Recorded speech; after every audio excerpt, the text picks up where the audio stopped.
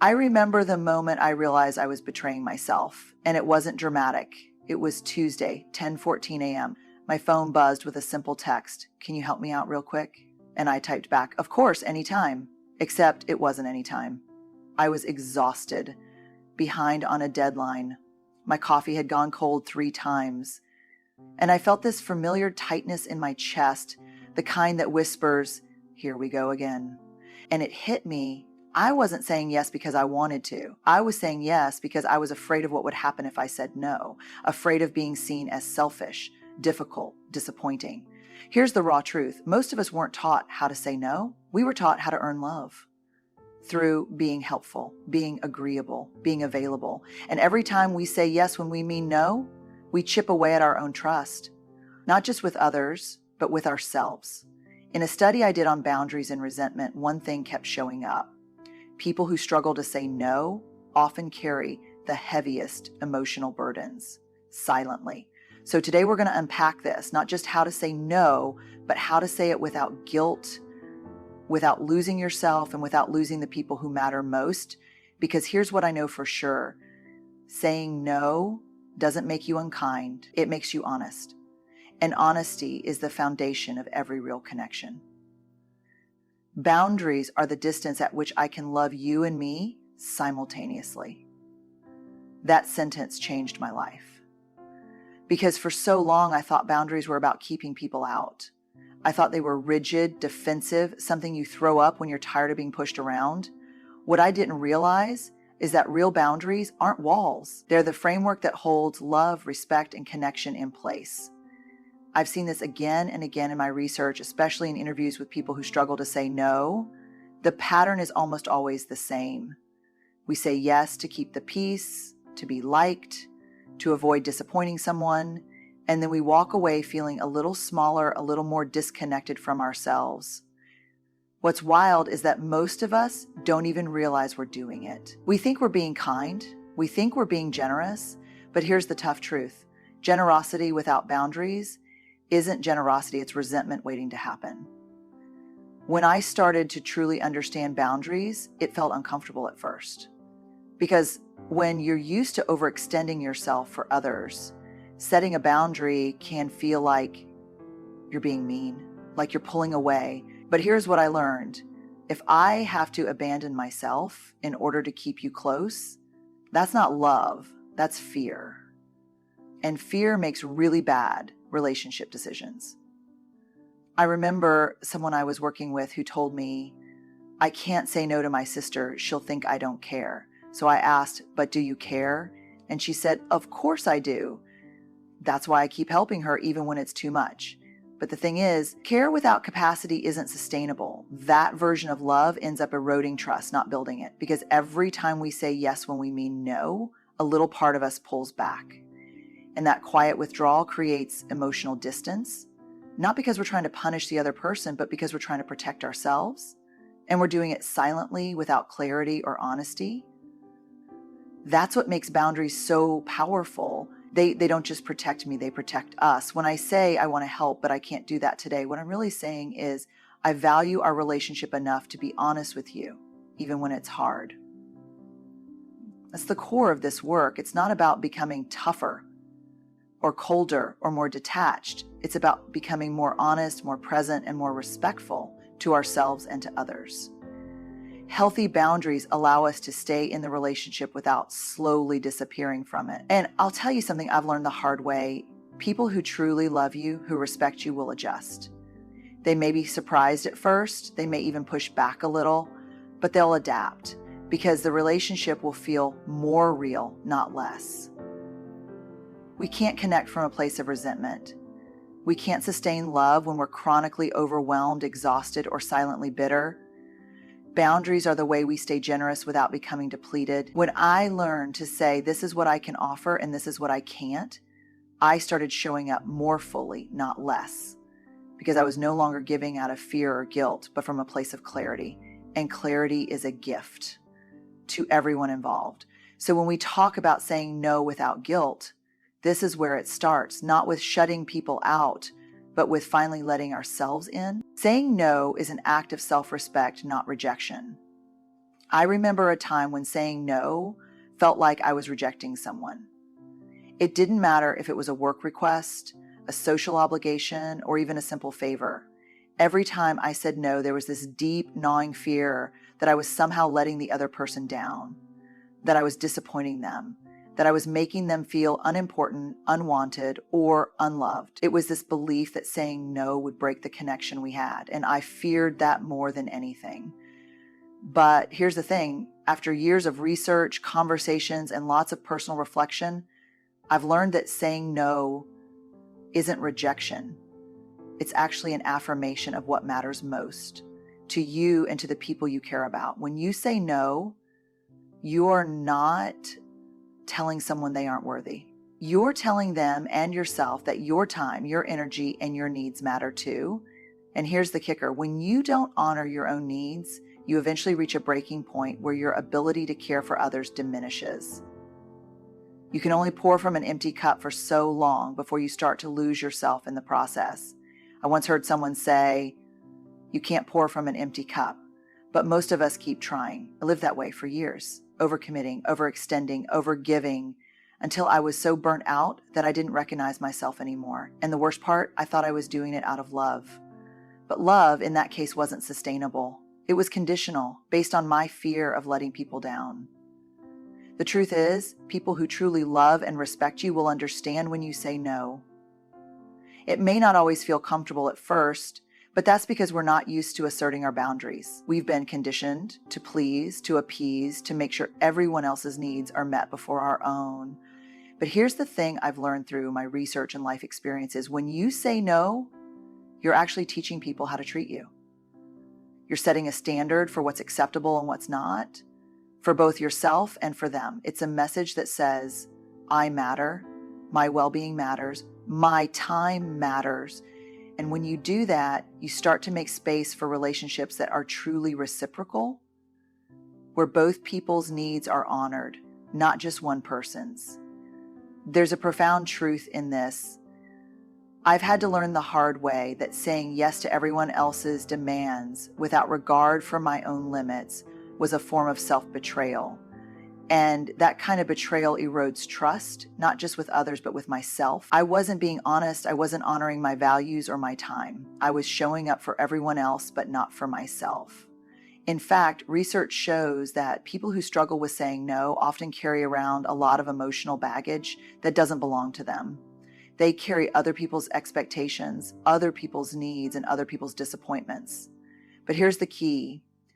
You don't have to carry it all. You don't have to be everything to everyone. You're allowed to be human. You're allowed to have limits. And what I've discovered through years of research and personal growth is that self-respect isn't about being rigid or detached. It's about being honest and true to yourself. It's about recognizing that your worth isn't tied to how much you can give, how much you can do, or how much you can sacrifice for others. Your worth is innate, it's not up for negotiation, and it doesn't need to be earned. So the next time you feel that pull to say yes, even when your heart is telling you no, I encourage you to pause and ask yourself, what would saying yes cost me? What would it cost the relationship? And what would it cost me in terms of my own integrity and self-respect? If the answer doesn't align with your values, then saying no is actually the most respectful thing you can do for yourself and for the other person. Saying no is not about rejecting someone else. It's about rejecting the belief that your worth is measured by your ability to say yes to everything. It's about honoring your needs and maintaining your boundaries so that when you do say yes, it's real, it's authentic, and it's coming from a place of true generosity, not fear or obligation. And that's the kind of love and connection that truly lasts. The guilt you feel isn't truth, it's conditioning. If you're anything like I used to be, guilt is a familiar, ever-present companion. And not just any guilt, it's that deep, gnawing feeling that rises up when you even think about saying no. The moment you feel the weight of someone else's expectation, guilt floods in like a tidal wave, pulling you under and making you question everything. It whispers, if you say no, they won't like you. They'll be disappointed. You're not being a good person. It's a voice that has been trained in us from a very early age, and for many of us, it's a hard one to silence. I've spent a lot of time unpacking the roots of this guilt, why it's so powerful and why it feels so paralyzing. And here's what I've learned through years of research and countless conversations with people. This guilt is not truth, it's conditioning. It's the product of a lifetime of messages telling us that our worth is tied to how much we can give, how available we are to others, and how well we can meet every single need placed on us. But here's the reality. Your worth is not measured by how much you can do for others. It's inherent, it's in your humanity, and it doesn't fluctuate based on whether you can say yes to every request that comes your way. This guilt is so deeply ingrained because it comes from a place of wanting to be liked, to be accepted, to belong. We've been taught that being generous, being available, and being helpful are the hallmarks of being a good person. And in many ways, they are. But only when they're done from a place of choice, not obligation. Only when they're done with the awareness that saying yes doesn't mean you're sacrificing yourself in the process. I want to be really clear here. Guilt is not a sign that you've done something wrong. Guilt is an emotional reaction to the idea of disappointing someone, but it doesn't mean the disappointment is justified. Let me say that again. Guilt doesn't equal wrongdoing, and yet we often wear that guilt as a badge of honor. We think it's a reflection of our goodness or our compassion, but in reality, it's just a signal that we've internalized a harmful belief, that our value is tied to our ability to say yes. This belief is often rooted in early childhood experiences. Think back to the way many of us were raised, the messages we received about being a good child, a good friend, a good partner. We were taught to be nice, to be accommodating, to put others' needs before our own. These messages were often reinforced with praise and approval, which made us feel like we were doing the right thing. But as we grew older, these behaviors didn't just stay as nice gestures. They became expectations. They became the lens through which we judge our worth. If I'm always available, always helping, always saying yes, I'm a good person. But here's what that belief misses. You can't give your best when you're giving from an empty place. The more you say yes out of guilt, the more you drain yourself. And when you're drained, you can't show up in the way you want to. You can't bring your full self to the table. You can't give from a place of abundance. You're giving from a place of depletion. And that's when resentment starts to creep in. It's when you start to feel overwhelmed, burned out, and disconnected from your own values. And it's when you begin to wonder, why do I feel like I'm losing myself? I've seen this in so many of my conversations with people who have a hard time saying no. They're carrying this heavy weight of guilt, and the more they carry, the more they lose touch with their own needs and desires. They become so consumed with meeting everyone else's expectations that they forget to ask themselves, what do I need? What is the truth for me in this moment? But here's the powerful realization I've had. Guilt is not your truth. It's just a signal that you've been conditioned to think that your value is measured by how much you can give to others. So when that guilt hits, instead of letting it control you, ask yourself, is this my truth? Or is this a belief that I've been conditioned to believe for years? I can't tell you how many times I've had to stop myself in the middle of a yes and ask that very question. And every time I realize that the guilt isn't about the person I'm saying no to. It's about the fear of disappointing them, and underneath that, the fear of disappointing myself. Well, here's the beauty of it. When you can recognize that guilt for what it is, conditioning, you can start to let it go. You can start to practice self-compassion and acknowledge that saying no is not a betrayal. It's an act of respect, not just for the other person, but for yourself. Saying no means you're showing up for your values, your needs, and your well-being. And when we start to challenge the conditioning that makes us feel guilty for setting boundaries, we begin to reclaim our own truth. We realize that our worth doesn't depend on how much we can give. It's already there deep inside us, waiting to be acknowledged and respected. That's the kind of love for yourself and for others that's sustainable, it's real, it's grounded in the truth that you are enough, just as you are. So the next time guilt creeps in, take a deep breath and remind yourself, this guilt isn't the truth, it's just conditioning, and you're strong enough to let it go. Clarity is kindness. I've said it before and I'll say it again, clarity is kindness. But it wasn't always so clear to me For most of my life, I thought that being kind meant being vague, not wanting to hurt anyone's feelings, not wanting to disappoint, not wanting to rock the boat. So I would say yes, even when I didn't want to. I would agree to things that didn't align with my values or my needs, all because I didn't want to create discomfort or conflict.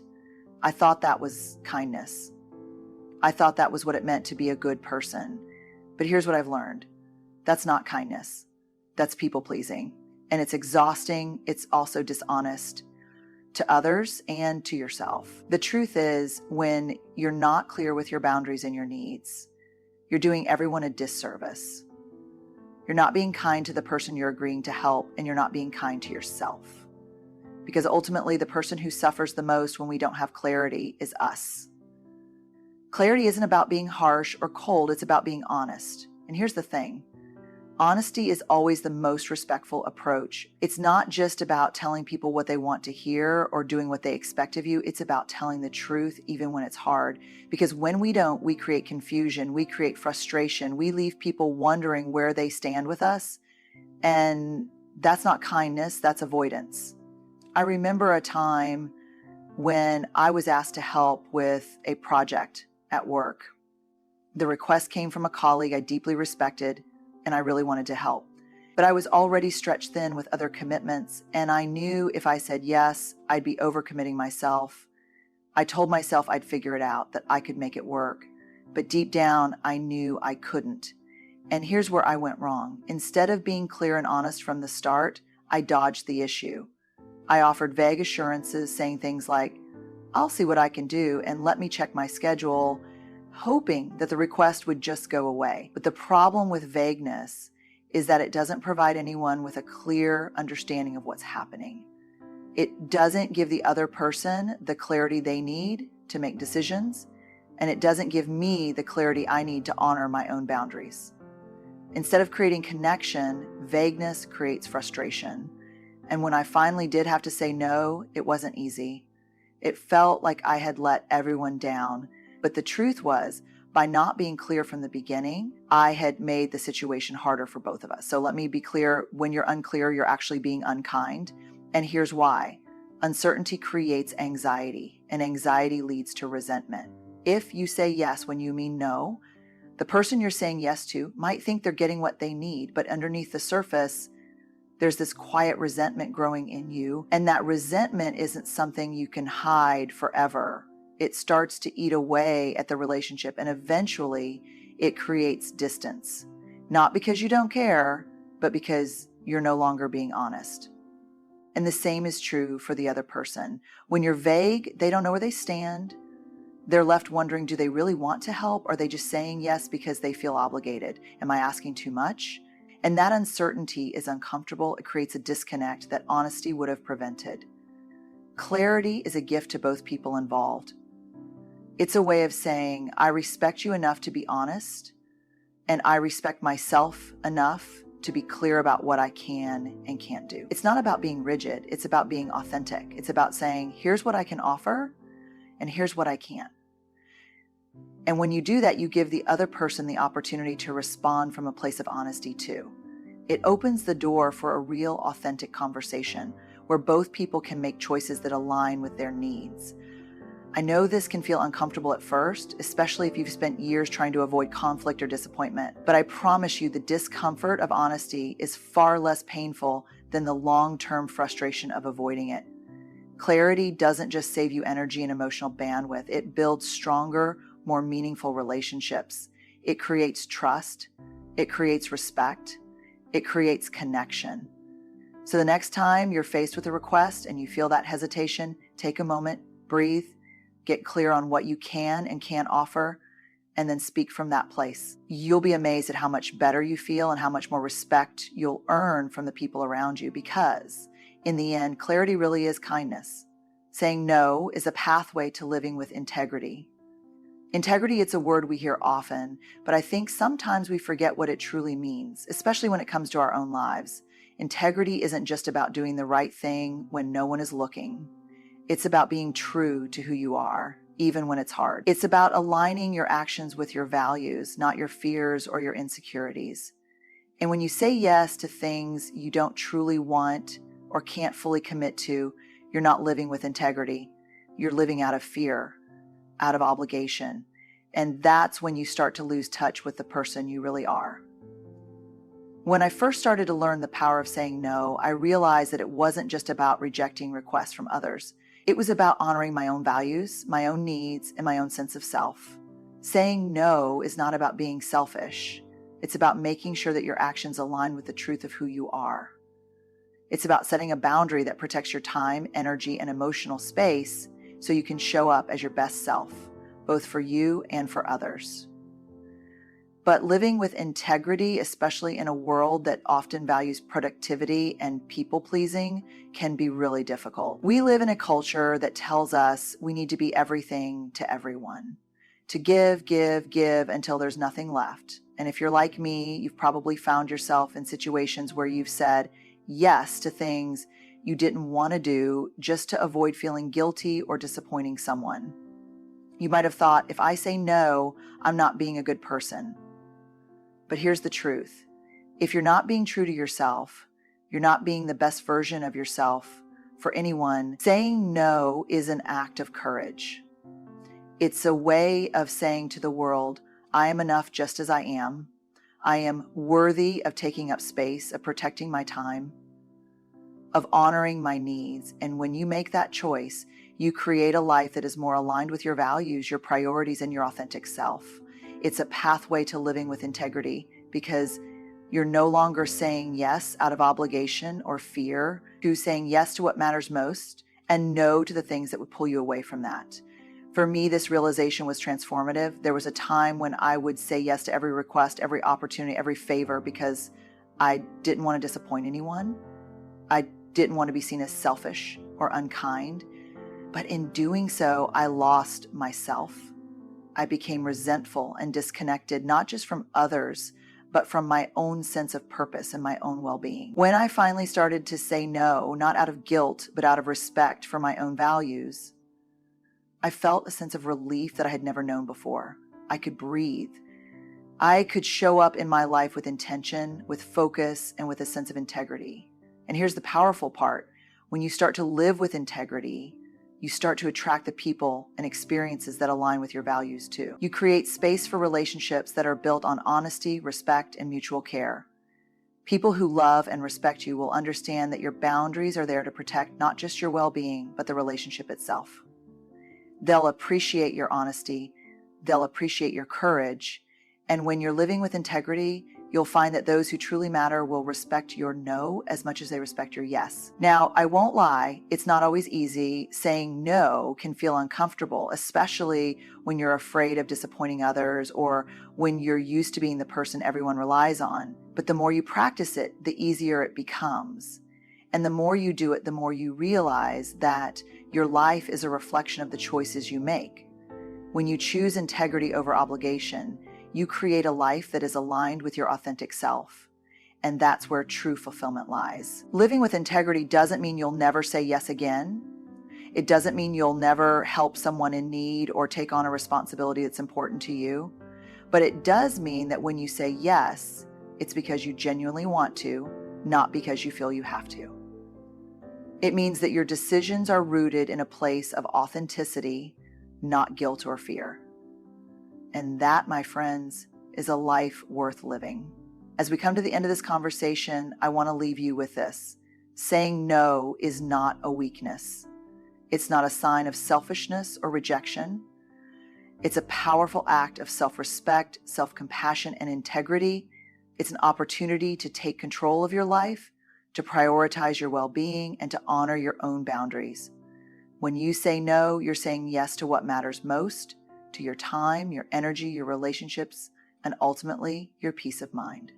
The truth is, every time you say no to something that doesn't align with your truth, you're creating space for the things that really matter. You're protecting your capacity to show up as the best version of yourself for the people who truly matter. And when you live from that place, you not only protect your own integrity, but you create relationships and experiences that are authentic, meaningful, and life-giving. So as you step forward from here, I encourage you to practice saying no with confidence and compassion. Allow yourself the freedom to prioritize what's important and let go of the guilt and fear that has held you back. Know that it's okay to choose yourself and that doing so is one of the most loving things you can do for yourself and for those around you. Good luck on this journey. May you have the courage to say no when you need to and the strength to honor the truth of who you are. You've got this.